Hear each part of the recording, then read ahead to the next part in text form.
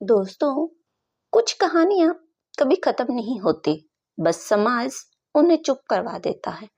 ये कहानी है एक ऐसी औरत की जिसे विधवा कहने से पहले ही सौतन बना दिया गया। जी हाँ, आज की हमारी कहानी का शीर्षक है पल्ला बदल गया। तो चलिए कहानी शुरू करते हैं। आरती एक सीधी सादी लड़की थी, बहुत ही सलीके से रहने वाली। उसकी शादी विवेक से हुई। विवेक पढ़ा लिखा, मेहनती और एक अच्छा इंसान था।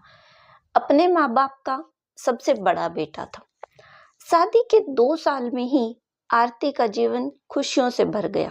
एक प्यारा सा बेटा हो गया।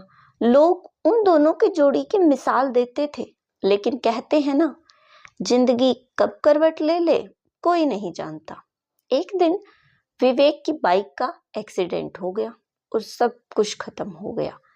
आरती के पैरों से जमीन खिसक गई। एक पल में ही वो सुहागन से विधवा बन गई। विवेक की मौत के कुछ दिन बाद घर के बुजुर्गों ने एक समाधान निकाला।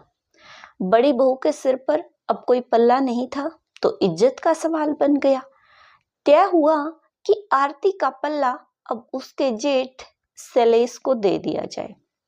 शैलेश की पहले ही पत्नी थी कविता, 2 बच्चे भी थे।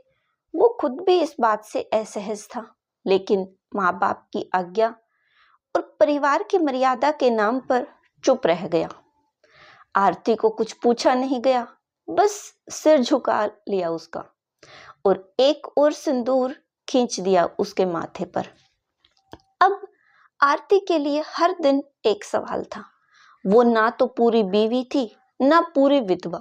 कविता के लिए वो एक सौतन बन गई। बच्चे उसे बड़ी मम्मी कहने लगे, लेकिन आंखों में अपनापन नहीं था।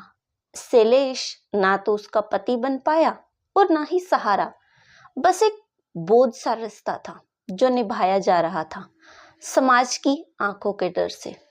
आरती रोज आईने में खुद को देखती और सोचती, क्या औरत की मर्जी सिर्फ फेरों तक सीमित है?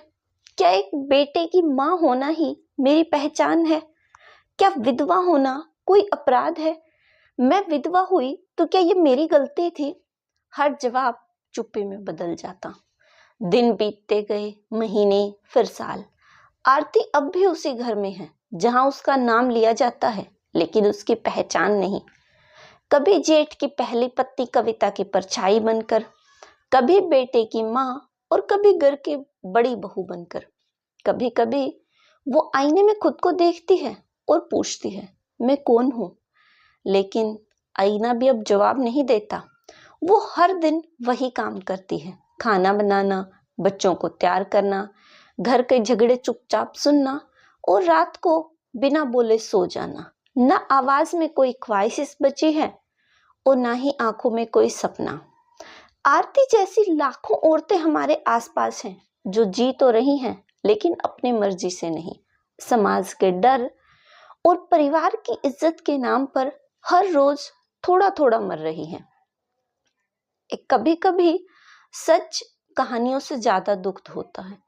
अगर आपके आसपास भी कोई आरती है तो उसे आवाज दीजिए, शायद ये उसका पहला हक हो।